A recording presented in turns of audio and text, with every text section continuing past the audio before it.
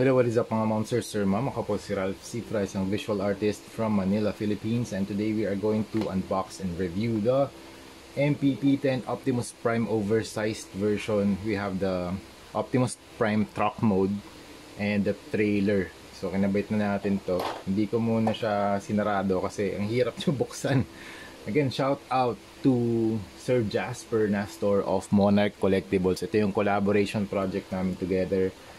And super excited ako sa gagawin namin together na project for this custom repaint na project. Pero bago natin simulan yun, i-review ko muna to. So, measure muna natin siya. In trailer, ilan ba to? 0, 12, mga 14 inches yung length niya. Tapos 4.5 inches yung width. Si Optimus Prime naman na truck mode ay 9 inches yung length and 3 inches yung width. Okay, start muna tayo kay Optimus Prime na vehicle mode. So, kinonvert ko to kahapon, din-transform ko. Super cool pala niya pag naka-transform into truck mode. Hindi ko pa siya fully kinakabit kasi ayoko mag-lock yung mga parts. And tumingin ako sa YouTube video for reference kung paano siya matatransform. Kasi usually, hindi ko naman tinatransform yung mga transformer toys ko. Nagkaroon ako nito Weijang dati na I think the one with the hot rod na flames. So this one is the G1 version. So you have the smokestacks here, smoke pipes, tapos it's a very regular or very angular yung kanyang truck design. So ito usually parang parang square na lang eh. Tapos ito yung kanyang feet naman na meron siyang taillights. You have the wheels, rubber wheels, tapos chrome na mags na rims. And then you have the silver paint here. Meron siyang silver strip dito sa gitna. Windshield, meron siyang wipers and also the yellow parts here sa taas. And chrome na middle section here. Tapos yung headlights niya chrome din. So yan yung mga lock para sa transformation. And ito rin yung bumper niya chrome finish din. Yung wheels niya functional, umiikot talaga siya. And sa ilalim naman, nandito yung kanyang part ng waist. Ito yung kanyang front part naman ng waist. Wala siyang LED pero meron I think meron tong mga die-cast parts kasi ang bigat niya. Medyo mabigat si Optimus Prime. Yung paint dito, this one is red plastic. Tapos ito silver paint. And then dito naman blue plastic yung ginamit nila na meron namang silver paint din. Okay? Tapos dito red and orange na paint. Yung sculpt niya very nice. Wala naman ako nakikita mga seam, mga knob marks kung saan nila tinanggal yung mold ng plastic. This is very cool. Thank you again Sir Jasper of Monarch Collectibles. Napakaganda ng napakaganda ng figure na to for our project. Super nice. And mamaya ipi-play ko ulit yung YouTube video kasi hindi ko alam kung paano ko to ibabalik into Optimus Prime mode, yung alt mode niya, okay? Yung robot mode. This naka-vehicle mode pa siya. Now we are going to proceed with the trailer. Medyo mahaba siya. Medyo challenging to buksan.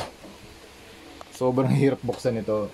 Gumamit na ako ng meron sinend sa akin si Sir na video. Actually napanood ko na rin yun.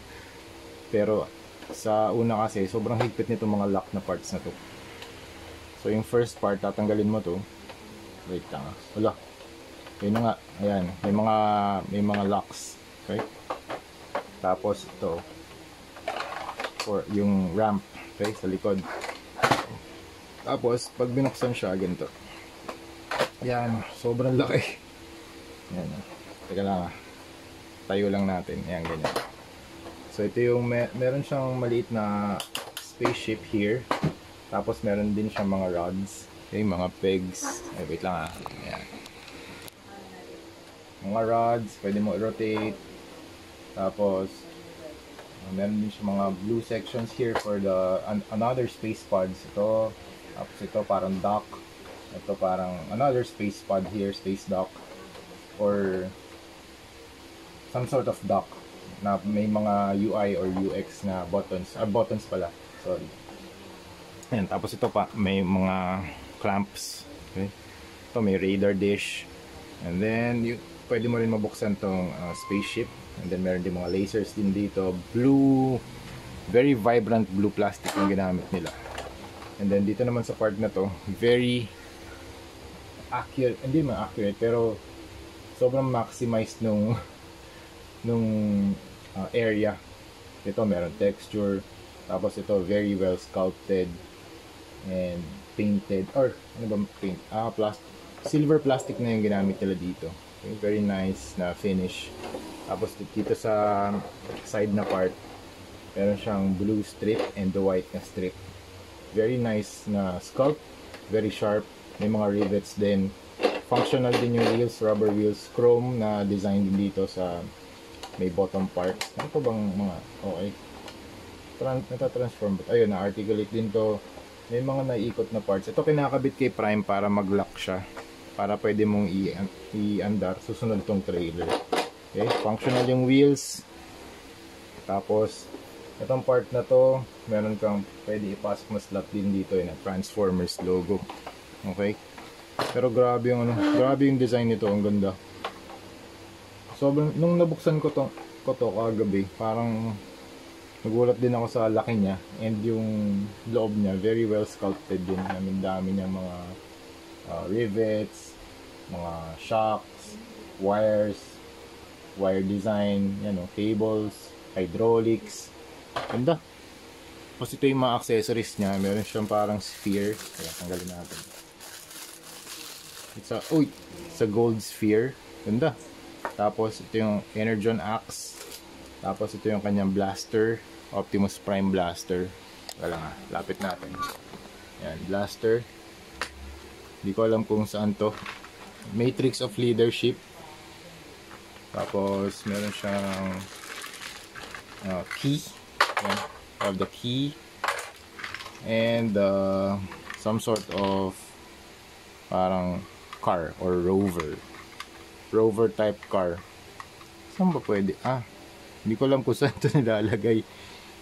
Okay, ayan, meron dyan mga accessories. Tapos itong part na to, pwede natin ilagay dun sa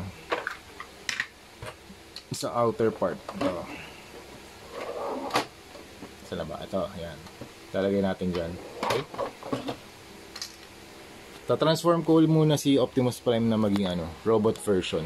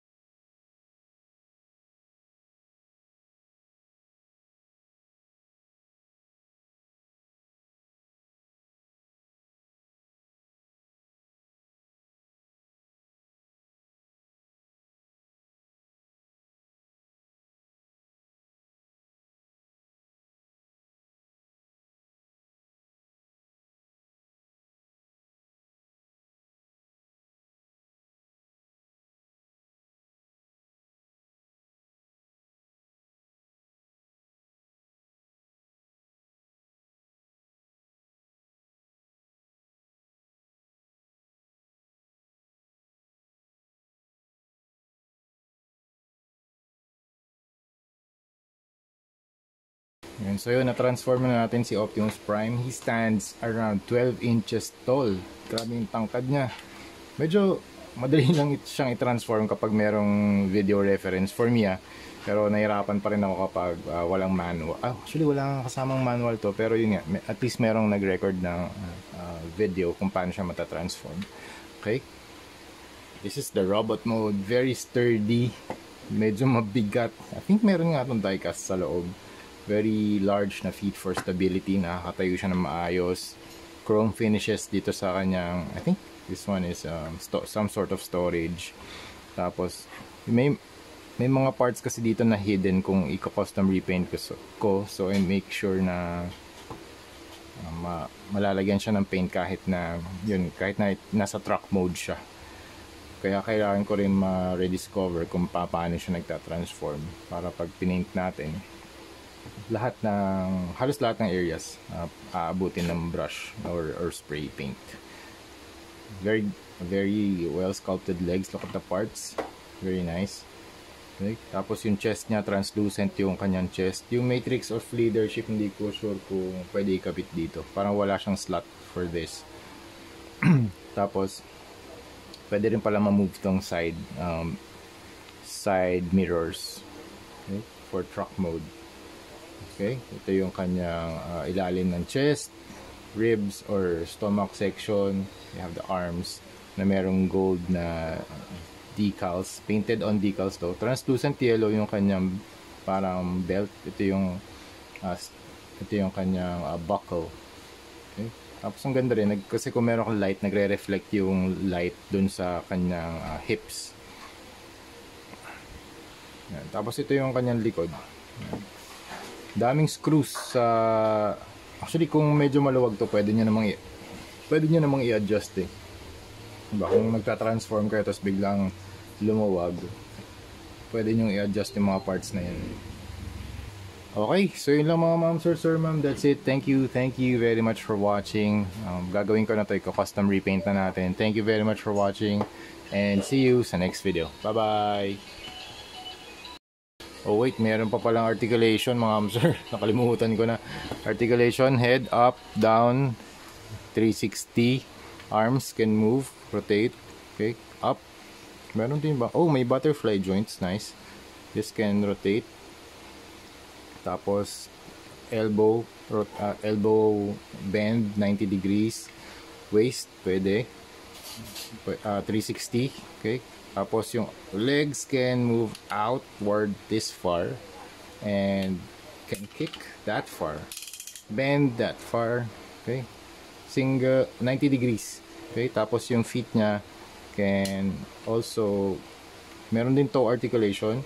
Oh, you can also bend this way. Okay. Ayos. Tapos naro-rotate din yung mga wheels. Okay. Alright. So yun ang ating articulation for this Optimus Prime. Nakita ba yung legs? Sorry. Yan. Ganyan. Okay. Kick. Uy, nice. Pwede rin pala yung reverse.